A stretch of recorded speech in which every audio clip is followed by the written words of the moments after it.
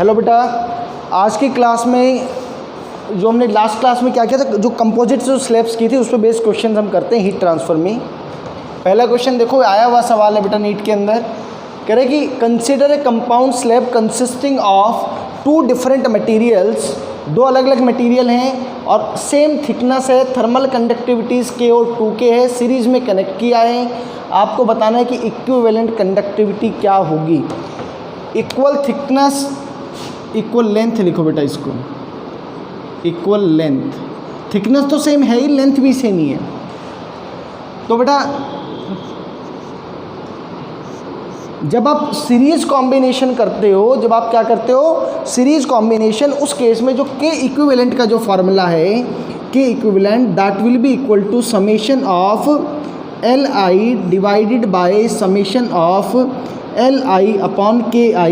यह general formula series के case में आता है। तो भाई दो स्लैब से दोनों की लेंथ सेम है, तो L plus L divided by L by एक का कोफिशिएंट K है, कंडक्टिविटी K है, और एक की कंडक्टिविटी 2K है बेटा। तो ये हो गया 2L divided by L by K common 1 plus 1/2। तो बेटा L से L कैंसिल आउट हो गया, और यहाँ से जो K इक्विवेलेंट आपका आया that will be equal to 4/3। This is 4K/3। This is your K equivalent for this system, for this slab. Now move to the next question. ये देखो, ये बढ़िया क्वेश्चन है बेटा। कह रहा है A और B दो पॉइंट से किसी भी यूनिफॉर्म मेटल रिंग के ऊपर जिनका सेंटर C है बेटा। यहाँ सॉल्व करता हूँ, देखो क्वेश्चंस को हम सॉल्व करेंगे इलेक्ट्रिकल नेटवर्क वाले तरीके से। इस तरीके से कह रहा है बेटा, ये मान लो कोई A पॉइंट है बेटा, ये B पॉइंट है, ये C पॉइंट है, और ये एंगल थीटा है। कह रहा है इन दोनों को दो अलग अलग टेम्परेचर पर मेंटेन किया है। मान लो बेटा इसको T1 पर और B वाले पॉइंट को T2 पर मेंटेन किया।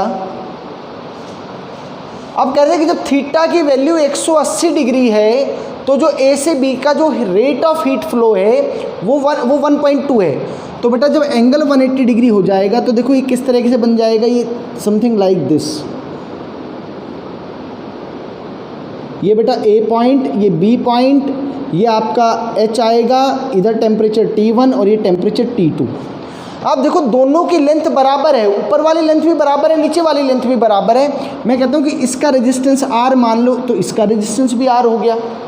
ये दोनों अब पैरेलल में कनेक्टेड है बेटा, तो यहाँ पे जो R इफेक्टिव आएगा वो कितना आ जाएगा, R into R over R plus R। या फिर आप इसको बेटा ऐसे समझ सकते हो, अभी के लिए अपना सिंपल जो तरीका है वैसे देख लो, 1/R effective is equal to 1/R plus 1/R।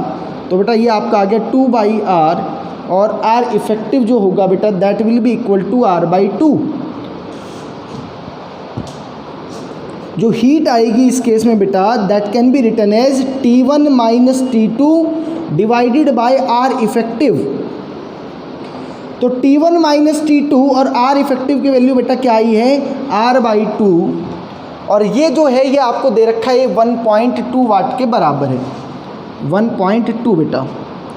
तो यहाँ से आप इसको ऐसे लिख सकते हो, T1 minus T2 divided by R, इसकी जो वैल्यू है बेटा ये किसके इक्वल आ जाएगी, 0.6 के इक्वल आ जाएगी। This is your first equation. ये आपकी फर्स्ट इक्वेशन आ गई बेटा।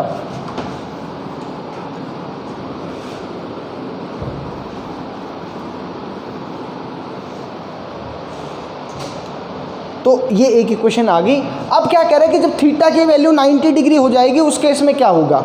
तो थीटा की वैल्यू 90 डिग्री मतलब यहाँ पे देखो कि इस तरीके का बनेगा बेटा ये चीज़।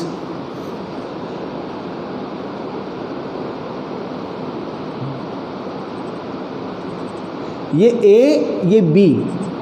तो बेटा अब आप देखो कि अगर इसकी लेंथ L है तो बचे वाले पार्ट की लेंथ 3L हो गई, बचे वाले पार्ट की लेंथ 3L हो गई। और आपने 10वीं क्लास में पढ़ा होगा ना, R is equal to rho L by A। Resistance जो है डायरेक्टली प्रोपोर्शनल टू L है। तो बेटा अगर इसका रेजिस्टेंस R है तो इतने वाले पार्ट का रेजिस्टेंस 3R हो गया।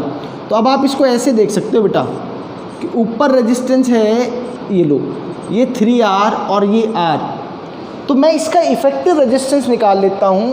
R इफेक्टिव 1/R इफेक्टिव है ना बेटा, दोनों पैरेलल में है, 1/3R plus 1/R। So 1/R effective will be equal to by 3R common 1 plus 3, तो R इफेक्टिव जो है that will be equal to 3R/4। ये R इफेक्टिव आ गया इस केस में बेटा। तो अब यहाँ से मान लो हीट H जा रही है, ये टेम्परेचर T1 था, ये टेम्परेचर T2 है, तो इस केस में बेटा हीट जो आएगी कैसे आएगी, T1 minus T2 divided by R effective that is 3R/4।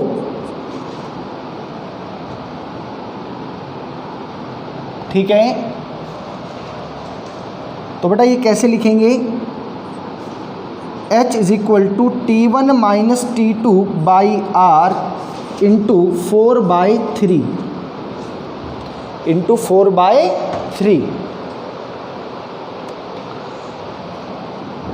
But T1 minus T2 by R इसकी वैल्यू 0.6 है बेटा।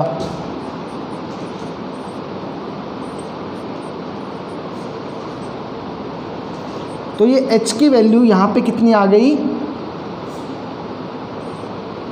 0.8 वाट, 0.8 वाट आ गई बेटा। एक बार देख लो किसी तरह की कोई हमने कैलकुलेशन मिस्टेक ना की हो इस क्वेश्चन के अंदर।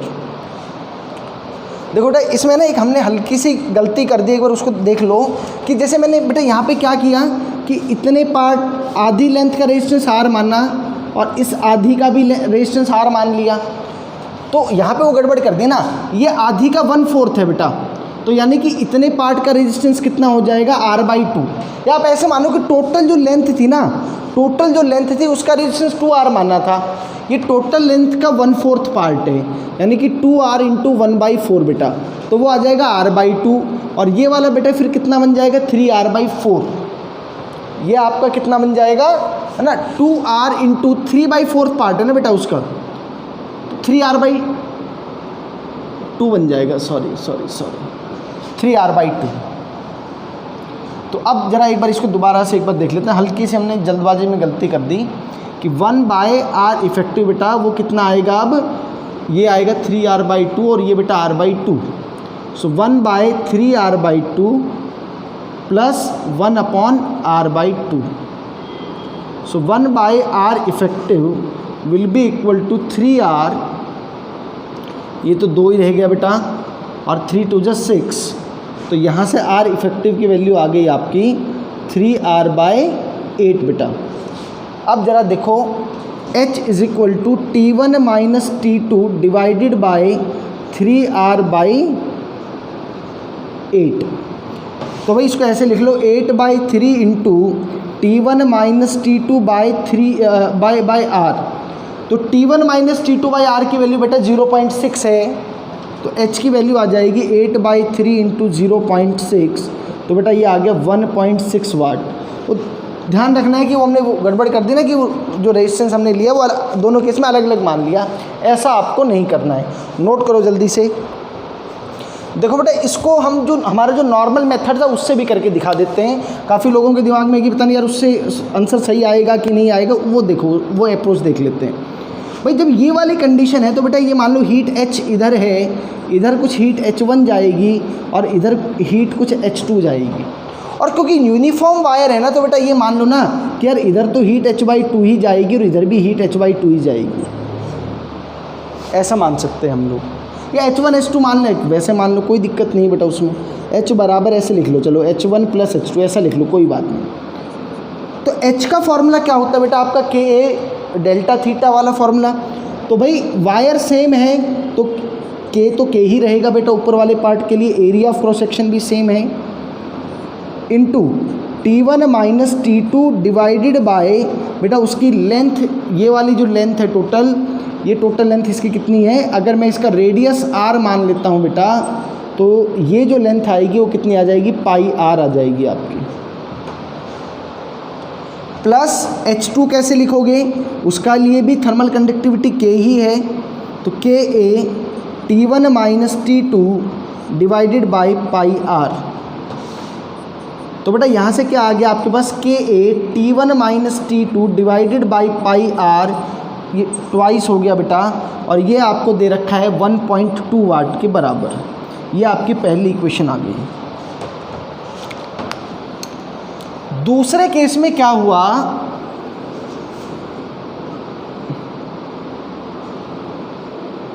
ये T1 टेम्परेचर, ये T2 टेम्परेचर बेटा, ये पॉइंट ए और ये पॉइंट बी। तो अब आप एक बात देखो कि मान लो कि यहाँ से हीट आएगी, तो यहाँ से हीट दो पार्ट में जाएगी ना बेटा, इधर भी और इधर भी। तो यहाँ पे भी H जो आएगी वो क्या आएगी, H1 प्लस H2। तो क्योंकि वायर सेम है तो थर्मल कंडक्टिविटी के पे तो कोई फ़र्क नहीं आएगा, वो तो के एज इट इज़ रहेगा। एरिया ऑफ क्रॉस सेक्शन भी सेम है, दोनों एंड्स के बीच का टेम्परेचर भी सेम है। मैं इस तरफ लिख लेता हूँ बेटा, तो के A T1 minus T2 divided by length, है ना। अगर मैं इस वाले पार्ट के लिए ये H1 में इधर लिखता हूँ, तो बेटा ये टोटल लेंथ जो है आपकी वो कितनी आ जाएगी, ये टोटल लेंथ आपकी आएगी 3/4 ऑफ 2 पाई आर। तो बेटा ये आ गई आपकी 3/2 पाई आर प्लस H2 रहेगा के A T1 minus T2 divided bye, बेटा ये वाला क्या है 1/4 ऑफ 2 पाई आर है। 1/4 ऑफ 2 पाई आर कितना हो गया, पाई आर बाई 2 हो गया बेटा। तो you can write it as, ये दो तो ऊपर चला जाएगा, twice of K A T1 minus T2 by pi R plus, अच्छा 3 भी है बेटा यहाँ पे, ये हो जाएगा बेटा 2KA T1 minus T2 by pi are. तो भाई एक काम करो, यहाँ से KA T1 minus T2 divided by pi R मैंने कॉमन लिया, तो ये बेटा बन गया 2/3 प्लस 2। आप यहाँ से देखो KA T1 minus T2 by pi R, इसकी वैल्यू 0.6 है ना। इसको अगर कैंसिल आउट कर दें तो ये वैल्यू आएगी, और बेटा ये बन गया 2 प्लस 3 2 जा 6/3। तो आप यहाँ से देखोगे कि 0.2 इंटू 8 इट इज़ ऑल्सो 1.6 वाट। तो आप चाहे किसी भी मेथड से कर लीजिए, आपका आंसर सेम ही आएगा बेटा, बट आई वुड प्रेफर कि जो रेजिस्टेंस वाला मेथड है वो ज़्यादा बढ़िया है। देखो बेटा आगे और क्वेश्चंस करते हैं ज़रा इस तरह के।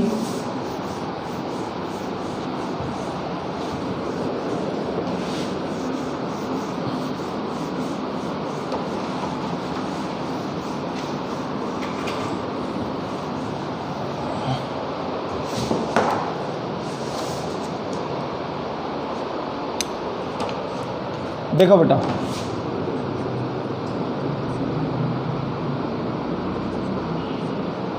you have 3 आइडेंटिकल रॉड्स, ये बेटा आया हुआ सवाल है। 3 identical rods connected as shown, इस तरह से बेटा वाई फॉर्म में कनेक्टेड हैं। ये इसका 0 डिग्री सेल्सियस, ये 60 डिग्री सेल्सियस पे, ये 60 डिग्री सेल्सियस पे। आपको इस जंक्शन का टेम्परेचर बताना है कि इस जंक्शन का क्या टेम्परेचर होगा, ठीक है बेटा।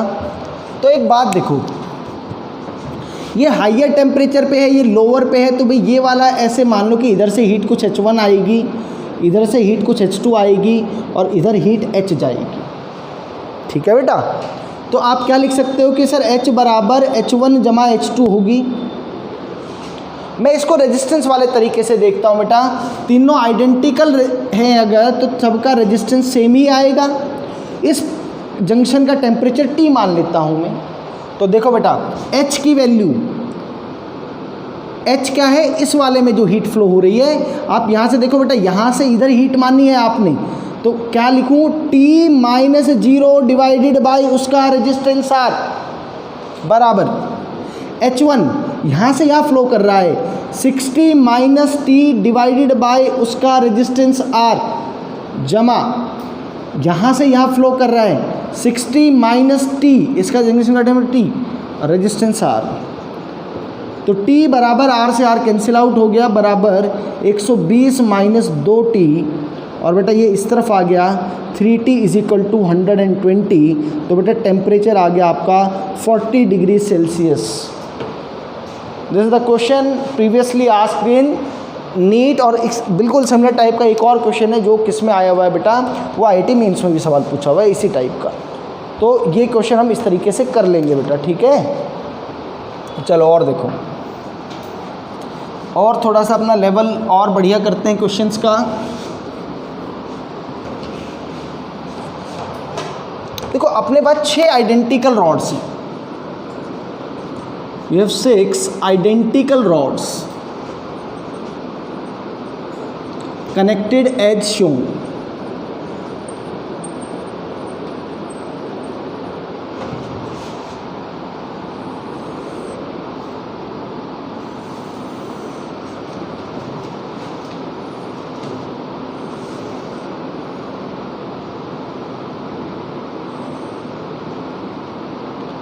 देखो रोड नंबर 1 2 3 4 5 6, 6 रोड हैं बेटा ऐसे।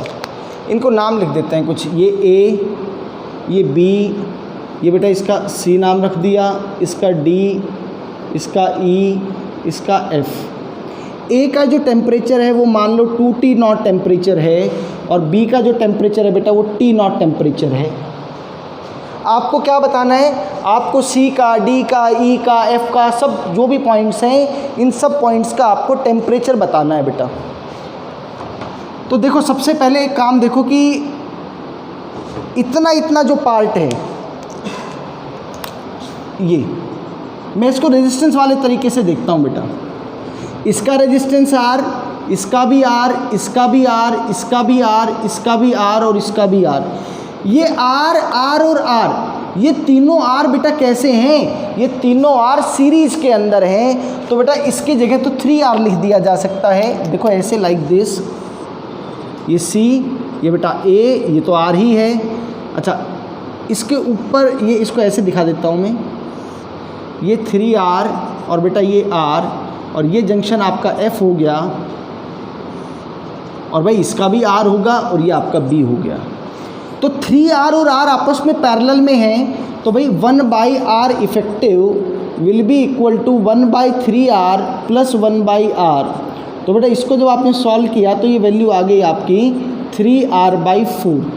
ये R इफेक्टिव की वैल्यू आ गई इस वाले केस के अंदर। चलो तो बेटा अब आप देखो कि ये 3R/4 इतने इतने पार्ट का आया है ये, तो नेट रेजिस्टेंस कितना आएगा, R plus 3R/4 plus RAB। तो ये कितना हो गया बेटा 2R प्लस 3R/4, तो ये कितना हो गया भाई 11R/4। A और B के बीच का जो इफेक्टिव रेजिस्टेंस आया वो कितना आया, वो 11R/4 आ गया। ठीक बात है। तो भाई अब हो गया सवाल, ज़रा देखो कि हीट जो फ्लो करेगा बेटा, यहाँ से हीट H फ्लो मान लिया मैंने, that will be equal to कितना हीट फ्लो होगा बेटा, वो 2T0 minus T0 divided by 11R/4। तो यहाँ से बेटा ये क्या आ गया आपका 4T0 डिवाइडेड बाई 11R।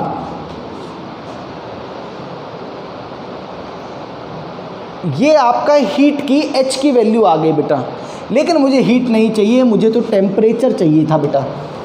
चलो कोई बात नहीं, टेम्परेचर चाहिए तो टेम्परेचर के तरीके से कर लेंगे। अब ये लो, अब ज़रा ध्यान से देखेंगे बेटा, देखो यहाँ बेटा हीट H आएगी, इसका टेम्परेचर 2T0 है, ये जंक्शन इसका टेम्परेचर TC मान लो, और इस पॉइंट का टेम्परेचर TF मान लेते हैं, इस पॉइंट का टेम्परेचर TD मान लो, इसका TE मान लो, और भाई ये तो T0 पे है ही। H की वैल्यू पता लग गई। अब भाई इसमें भी H फ्लो करेगा, इसमें भी H फ्लो करेगा, लेकिन यहाँ पे हीट डिवाइड हो जाएगी भाई, यहाँ पे हीट बेटा क्या हो जाएगी, डिवाइड हो जाएगी।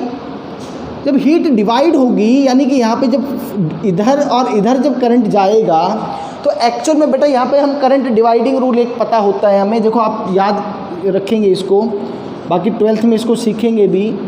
ये बेटा अगर R1 है और ये R2 है, और मानो इधर से करंट I आया, ये I1 और ये I2 अगर है बेटा, तो देखो क्या होगा, I1 की वैल्यू अगर आपको लिखनी है तो I1 बेटा कैसे लिखा जाएगा, इसके सामने वाला जो रेजिस्टेंस है that is R2 divided by इन दोनों का रेजिस्टेंस इनटू टोटल करंट जो आया है उससे मल्टीप्लाई कर दो। इसी तरीके से बेटा जो I2 की वैल्यू आएगी वो उसके सामने वाला resistance that is R1 divided by R1 plus R2 into total current. ये I1 और I2 की वैल्यू हो गई। अब आगे देखो बेटा, तो यहाँ पे सिमिलरली पहले तो एक काम करो कि A से, ये पॉइंट A है ना बेटा, A से C के बीच में फॉर्मूला लगाते हैं। देखो A से C में हीट तो H फ्लो कर रही है 2T0 माइनस TC, और भाई इसका रेजिस्टेंस तो R ही है। तो H की वैल्यू मैं जानता हूँ बेटा, H की वैल्यू आपने अभी कैलकुलेट की है 4T0 by 11R is equal to 2T0 minus TC by R। R से R कैंसिल आउट हो गया, और भाई मैं अब इधर का रब कर रहा हूँ बेटा, ये रब करता हूँ। देखो ये एक सेकंड के लिए लिख लेता हूँ। अच्छा ठीक है, 4T0 बाई 11R आया है। तो बेटा अब ये कितना हो गया, 4T0 by 11 it should be equal to 2T0 minus TC। तो TC is equal to 2T0 minus 4T0 by 11। तो बेटा ये होगा 22 minus 4 that is 18, 18 by 11 T0। तो C का टेम्परेचर आ गया है बेटा, C जंक्शन पे जो टेम्परेचर आया आपका वो 18 बाई 11 T0 आ गया। चलो भाई अब C पे आ गया। अब भाई C से D इस तरफ कितनी हीट गई है ये हीट निकाल लेते हैं ज़रा। देखो मैं कहता हूँ इस तरफ हीट मान लो कि H1 गई है और इस तरफ हीट H2 गई है। तो H2 हीट कैसे लिखोगे बेटा, H2 will be equal to, भाई इधर का रेजिस्टेंस 3R है और इसका R है, तो R डिवाइडेड बाय, भाई टोटल कितना है 3R plus R 4R into total heat H थी बेटा। तो इस तरफ तो हीट गई है H/4, तो बेटा इस तरफ कितनी आ जाएगी 3H/4। हाँ टोटल H थी तो H/4 ऊपर गई तो नीचे 3H/4 आ गई। हो गया सवाल फिर से। अब जरा आप C से D तक चलो, C पॉइंट से D पॉइंट तक, C पॉइंट से D पॉइंट तक हीट तो H/4 है, temperature of C minus temperature of D divided by resistance R ही है आपका। H की वैल्यू आपने अभी कैलकुलेट की थी बेटा, वो 4T0 बाई 11R आई थी और 4 ये है। It should be equal to C का टेम्परेचर भी आपके पास आ चुका है 18 by 11 T0 minus TD by R0 नहीं R ही है बेटा, ये R से R कैंसिल आउट हो गया, 4 से 4 हो गया। So T0 by 11 is equal to 18 by 11 T0 minus TD। तो बेटा ये TD की वैल्यू आप आराम से सॉल्व कर लेंगे। 18 माइनस ये बेटा आपका आ गया ये 17 बाई 11 T0। D जो जंक्शन है, D जंक्शन का भी टेम्परेचर आ चुका है आपके पास।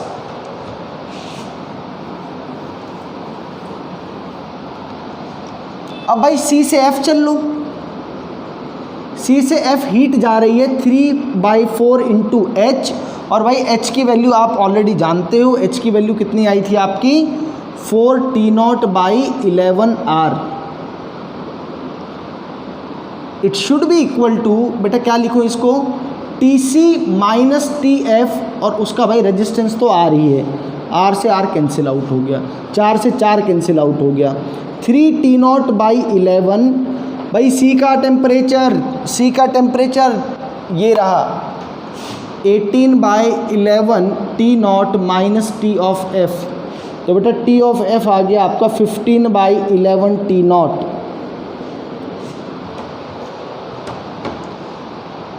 अब भाई E का निकालना है तो एक काम करो, D से E चल लो,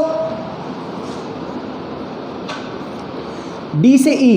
तो D से E बेटा हीट कितना फ्लो करेगी, हीट तो H/4 ही फ्लो करेगी। It should be equal to TD minus TE, और भाई उस ब्रांच का रेजिस्टेंस वो तो आ रही है।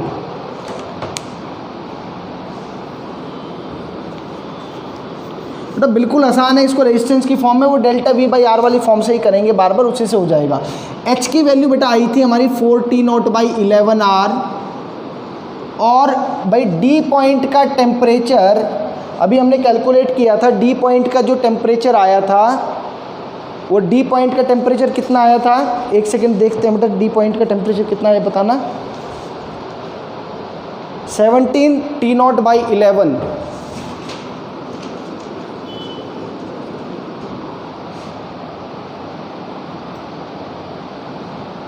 एक सेकेंड बेटा, एक सेकेंड, ये तो 4 T0/11 R हो गया बेटा। It should be equal to TD minus TE/R, से R कैंसिल आउट हो गया। सो 4 T0/11, TD की वैल्यू बेटी आई है हमारी 17 T0/11 माइनस TE, तो बेटा E पॉइंट का टेम्परेचर आ गया 13/11 T0। अब हमारा एक F पॉइंट बच गया, TE इज इक्वल टू बेटा कितना आ गया है, ओके सॉरी 17,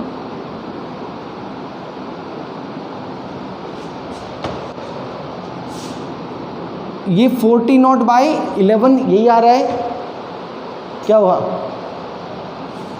अच्छा H/4 आ रहा है ना, इधर हीट H/4 है ना बेटा, तो 4 से मल्टीप्लाई कर दो ना ये, ठीक है। तो बेटा ये कितना आ जाएगा आपका, TE will be equal to 16 T0/11।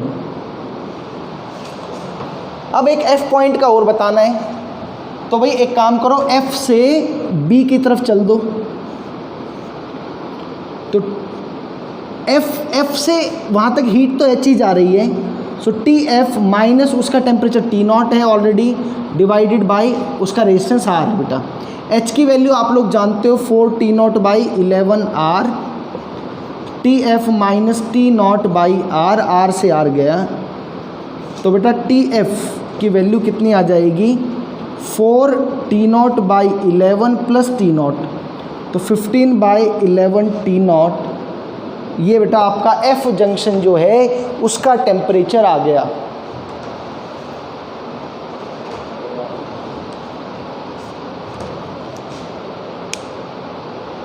ठीक है, अच्छा F का हम ऑलरेडी वैसे निकाल चुके थे ना, वो सेम ही आ गया, आप कहीं से भी कर लो सेम ही आएगा आंसर। चलो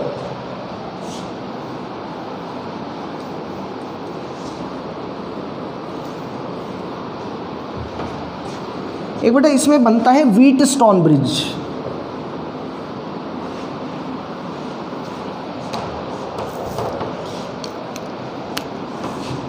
इसमें एक बनता है व्हीटस्टोन ब्रिज। आप लोग जब 12th क्लास में इलेक्ट्रिसिटी चैप्टर पढ़ोगे तो वहाँ पे और थोड़ा बढ़िया अंडरस्टैंडिंग हो जाएगी, अभी थोड़ा सा तुम्हें समझाने की कोशिश करता हूँ। देखो भाई, किन्हीं भी दो पॉइंट्स के बीच में हीट तो तभी फ्लो करेगी जब वहाँ पे टेम्परेचर डिफरेंस एग्जिस्ट करता हो।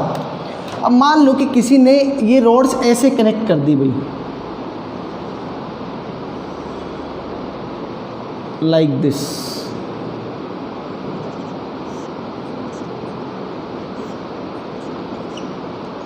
ऐसा है बेटा, ये A मान लो, ये B, ये C और ये D। अच्छा, इस वाले ब्रांच की रेजिस्टेंस R1, इसकी रेजिस्टेंस R2, इसकी रेजिस्टेंस R3 और इसकी रेजिस्टेंस R4 और इस वाले पार्ट का रेजिस्टेंस R0। पहले मैं इसको आपको इलेक्ट्रिकल वाले पॉइंट से समझाता हूँ बेटा, या सीधा उसी से समझ लो ज़रा सा, कि बेटा अगर C पॉइंट का टेम्परेचर और D पॉइंट का टेम्परेचर बराबर हो जाता है, अगर C पॉइंट का टेम्परेचर और D पॉइंट का टेम्परेचर बराबर अगर हो गया तो क्या होगा बेटा, जो हीट की बात करेंगे CD वाली ब्रांच में वह जीरो हीट फ्लो करेगा।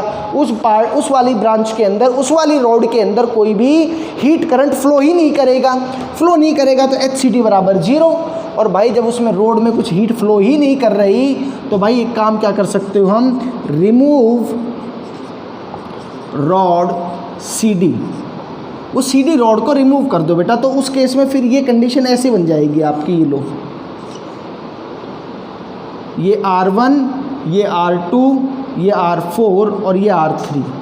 तो R1 और R2 सीरीज़ में, R3 और R4 सीरीज़ में और कम्बिनेशन पैरेलल में, वो सॉल्व कर लेंगे। लेकिन सर ये पता कैसे लगेगा कि ये वाली कंडीशन कब आएगी, तो बेटा अभी के लिए मैं इसको डिराइव नहीं करवा रहा हूँ आप लोगों के लिए, या आप चाहो तो चलो कर देते हैं डिराइव। उस कंडीशन को बोलते हैं, ये वाली जो कंडीशन है बेटा इसको बोलते हैं बैलेंस्ड व्हीटस्टोन ब्रिज कंडीशन।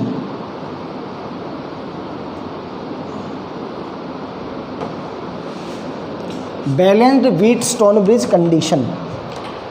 देखो मान लो कि बेटा इसका जो टेम्परेचर है वो TC है और इस पॉइंट का टेम्परेचर TD है, ठीक है।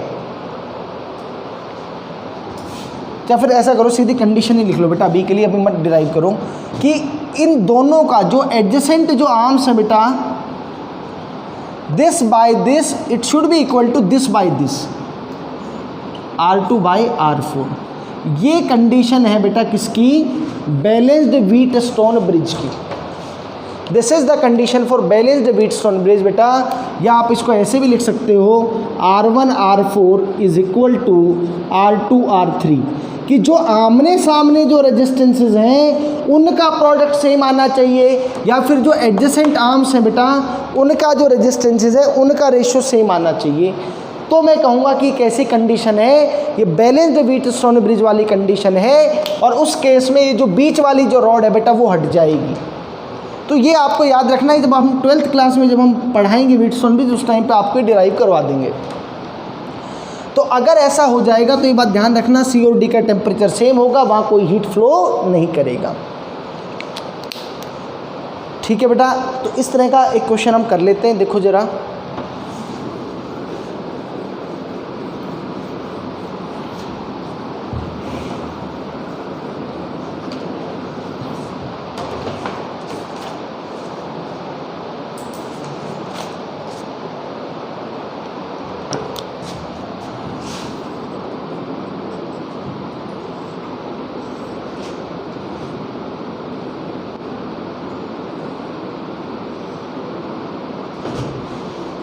ये बेटा A पॉइंट, ये B पॉइंट, इसका टेम्परेचर 2T0, इसका टेम्परेचर T0, ये मान लो C है, ये D है और ये E है, ऐसा है। ऑल आइडेंटिकल रॉड्स,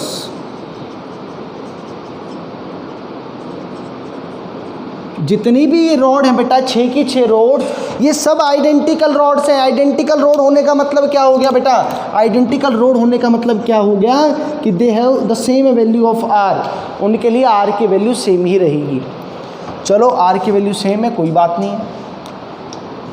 हमसे क्या पूछा है? हमसे C पॉइंट का, D पॉइंट का और E पॉइंट का टेम्परेचर पूछा हुआ है। तो अगर मैं इतने पार्ट पे बेटा पहले फोकस करूं तो आप देखो ये तो बैलेंस्ड व्हीटस्टोन ब्रिज बन गया, क्योंकि इसका रेजिस्टेंस भी R, इसका भी R, इसका भी R, सब आइडेंटिकल है ना।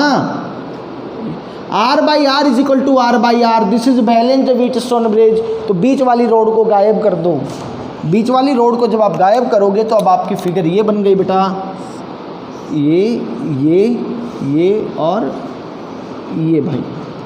इसका टेम्परेचर T0, इसका टेम्परेचर 2T0, इसका टेम्परेचर TC, इसका टेम्परेचर TD, इसका टेम्परेचर TE। और ये बात मैं जानता हूँ कि TD बराबर TE हो जाएगा, क्योंकि दोनों ये ऐसा तभी पॉसिबल होगा ना। चलो तो भाई एक काम करते हैं, पहले हीट निकाल लेते हैं, H की वैल्यू कितनी होगी। तो H की वैल्यू कैसे निकालेंगे? H is equal to 2T0 minus T0 divided by AB part का रेजिस्टेंस। इसका रेजिस्टेंस R, ये R, ये R, ये R, R और R सीरीज में तो 2R, ये R और R सीरीज में 2R, 2R और 2R आपस में पैरेलल में बेटा वो क्या बन जाएगा? वो R बन जाएगा। तो बेटा इसका रेजिस्टेंस बन गया R और इसका भी है R, तो R जमा R 2R। तो H की वैल्यू आ गई T0 डिवाइडेड बाई 2R, ये पहली इक्वेशन।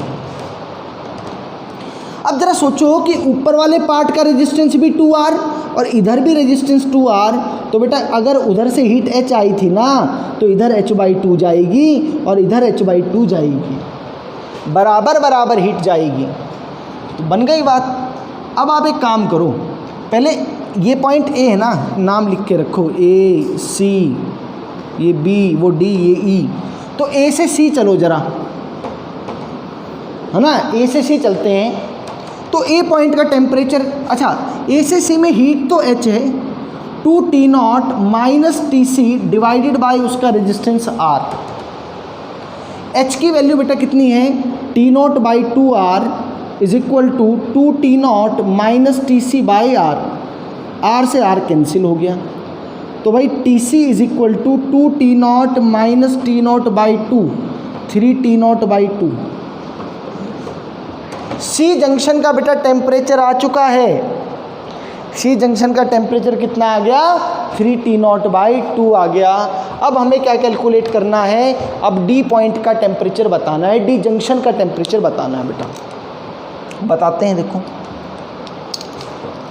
अब एक काम करो, सी से डी चलो बेटा, इधर से नोट, ये वाला नोट कर लो, फिर मैं यहीं पे समझा देता हूँ उसको। जल्दी से फटाफट से नोट करो।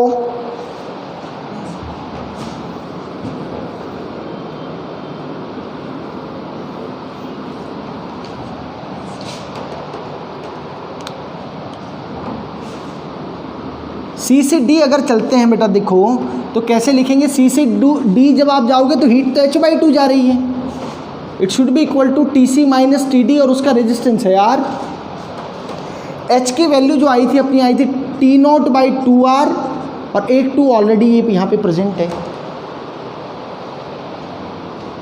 सी पॉइंट का जो टेम्परेचर अभी हमने निकाला था, सी पॉइंट का टेम्परेचर अभी हमने निकाला था बेटा, वो सी पॉइंट का जो टेम्परेचर आया था वो आया था 3T0 by 2, 3T0 by 2 minus TD by R, R से R कैंसिल, तो बेटा ये हो गया T0 by 4 is equal to 3T0 by 2 minus TD। तो डी पॉइंट का जो टेम्परेचर आएगा that will be equal to 3T0 by 2 minus T0 by 4, वो आ गया बेटा आपका कितना, 5T0 बाई 4।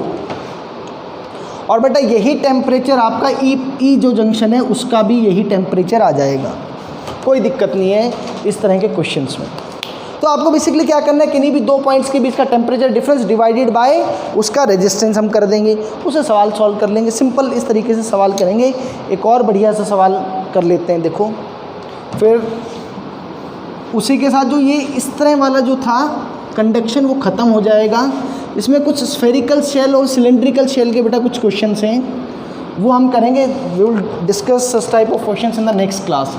एक बढ़िया सा क्वेश्चन लेते हैं ज़रा। ये एक रॉड है बेटा, ठीक है, इसका रेडियस है R और इसकी थर्मल कंडक्टिविटी है K। अब इसको बाहर से एक और दूसरे किसी मेटल ने कवर किया हुआ है ऐसे, वो भी एक रॉड है बेटा, ठीक है, ये भी R है ऐसे, और इस बार इसकी जो थर्मल कंडक्टिविटी है वो थर्मल कंडक्टिविटी मान लो कितनी है, वह 3K है। वह थर्मल कंडक्टिविटी बेटा कितनी है, वह 3K है। या ऐसा मान लो, इसको K1 मान लो बेटा, इसको K2 मान लो, ऐसे कर लो, एक को K1 मान लो और एक को K2 मान लो। ये जो इसकी टोटल लेंथ है बेटा, वो लेंथ है इसकी L।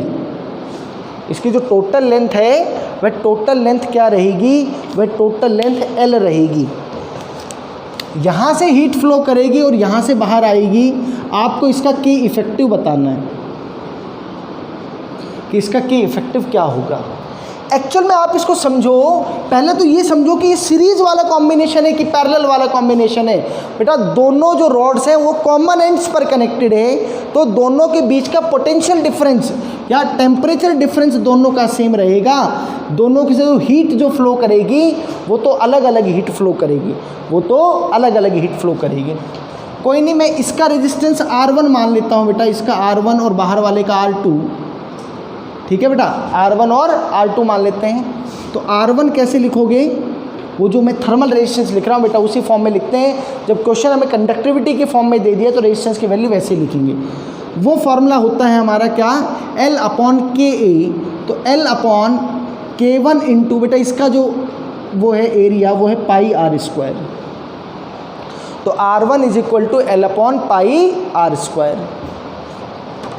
R2 के लिए अगर मैं बात करूं बेटा, तो पहले तो उसका एरिया ऑफ क्रॉस सेक्शन जो आएगा वो देख लेते हैं, मैं बताऊंगा L अपॉन K2 पाई, देखो पूरे वाले में से 2R स्क्वायर में से क्या करना पड़ेगा बेटा, ये R स्क्वायर माइनस करना पड़ेगा, तो L upon 3K2 pi R square, ये बेटा R2 की वैल्यू आ गई है। ये आपको किसकी वैल्यू आ गई है बेटा, R2 की वैल्यू आ गई है। ये कॉम्बिनेशन पैरेलल में है, तो 1 upon R effective will be equal to 1/R1 plus 1/R2। तो भाई R इफेक्टिव को कैसे लिखा जाएगा, लेंथ तो L की L ही है, तो L अपॉन K इफेक्टिव और भाई पाई इंटू टोटल उसका रेडियस है 2R का square, it should be equal to 1/R1।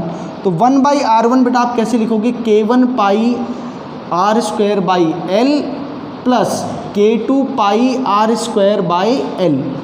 इसको बेटा कैसे लिख देंगे, K effective 4 pi R square by L is equal to बेटा pi R square by L मैंने यहाँ से कॉमन लिया,